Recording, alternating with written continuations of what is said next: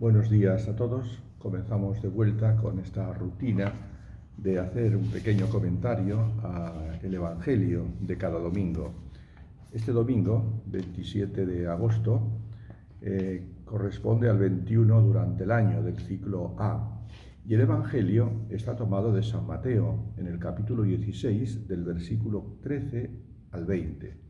Es donde Jesús va caminando con los apóstoles y de pronto se para y frente a ellos les preguntan: ¿quién dice la gente que es el Hijo del Hombre? ¿No?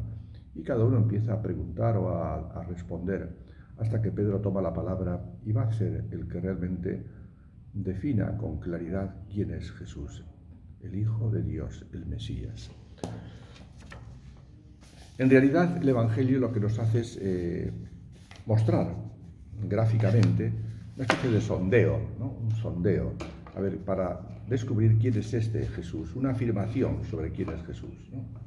Fíjense, Jesús comenzó su vida pública de una forma, yo diría, muy fuerte. Empezó a arrastrar multitudes, ¿no? Multiplicaba los panes, los enfermos se curaban. Hubo mucha aceptación por parte de la gente en ese primer momento, ¿no? Pero también tuvo que afrontar, evidentemente, dificultades. Las parábolas es una forma de decirnos las dificultades que enfrentó, ¿no? Ahora Jesús se dirige a los apóstoles. De pronto, ante todo eso que está pasando en su entorno, se presenta ante ellos, les hace una pregunta clave, ¿no?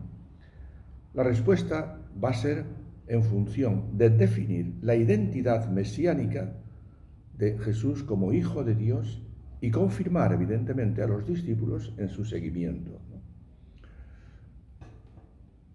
Pero antes Jesús les hace esta pregunta: ¿quién dice la gente que es el Hijo del Hombre? ¿No? Y fíjense que es interesante la respuesta, porque nadie se atreve a decir quién es Jesús en realidad. Todos dicen, bueno, puede ser un profeta, puede ser un Juan Bautista, puede ser Jeremías, puede ser Elías, ¿no? El pueblo ha visto a Jesús como uno de esos grandes personajes, quizá los más grandes de la historia, sobre todo de Israel, ¿no? Pero estas afirmaciones que responden a la gente, lo que dice la gente, no comprometen en nada, no hablan de la divinidad de Jesús. Jesús podía ser un gran profeta, podía ser como Mahoma, como Buda, como Luther King, como esos grandes personajes de la historia, pero nada más, un ser humano. Y ahora viene entonces la pregunta, ¿no? ¿Quién es Jesús de verdad? ¿No? Evidentemente Jesús es una persona apasionante, ¿no? Si uno mira la historia, estos 20 siglos de historia, la cantidad de películas que se han hecho sobre Jesús, los libros que se han escrito sobre Jesús, las obras de arte, ¿no? Los movimientos religiosos que han surgido. Jesús fue el defensor de los pobres, la voz de los que no tenían voz. Fue un héroe, fue un mártir, y mucha gente, muchos, millones y millones, lo proclaman a él como suyo. Jesús es nuestro, ¿no?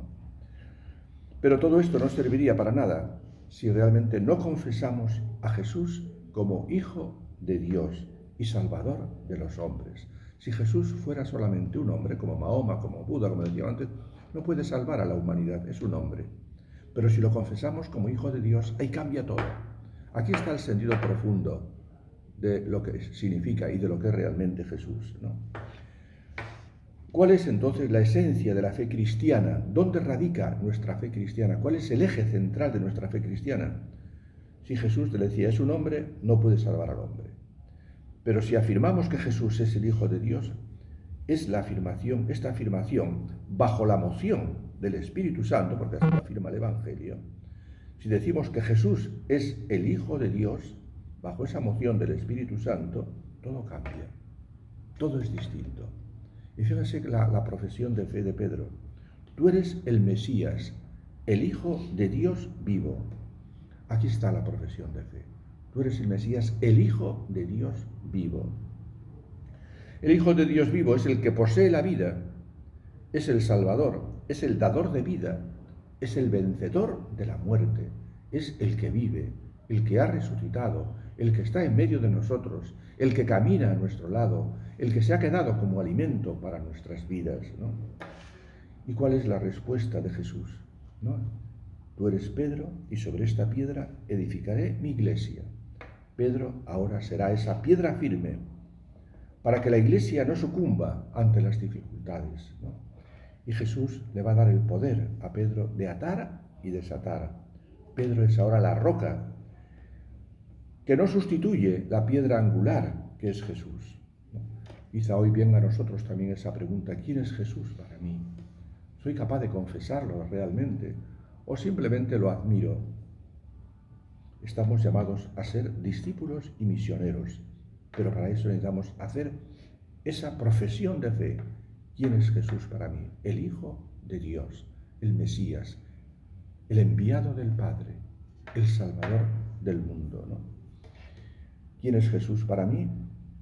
Pero también podríamos hacer la pregunta al revés: ¿quién soy yo para Jesús? Quedan estas dos preguntas para que las podamos pensar. Muchas gracias.